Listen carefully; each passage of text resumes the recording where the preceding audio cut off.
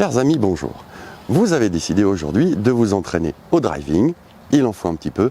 N'oubliez juste pas que c'est surtout au petit jeu qu'on gagne des points. Donc il faut plus s'entraîner sur le petit jeu que sur le grand jeu. Mais il faut quand même s'entraîner au driving. Voici l'erreur que tout le monde fait très fréquemment.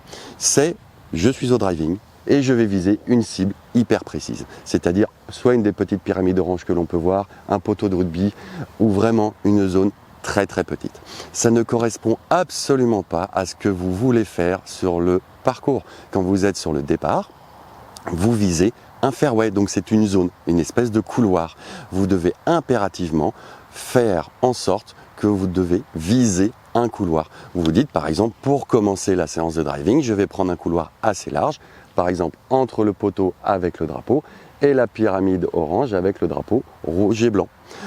À partir de là, c'est suffisamment large, vous aurez plus la satisfaction de réussir vos coups et plus vous réussissez à être sur votre fairway, donc dans votre couloir, plus après vous pouvez le rétrécir en enlevant par exemple, comme ici, un poteau de rugby, un deuxième poteau de rugby, etc. pour affiner votre couloir et affiner votre précision. Ne commencez pas par quelque chose de très petit parce qu'après vous allez devoir l'élargir et vous sentirez ainsi que vous avez l'impression de vous débrouiller de moins en moins bien. Donc commencez par un couloir, d'abord un large, et après, vous rétrécissez.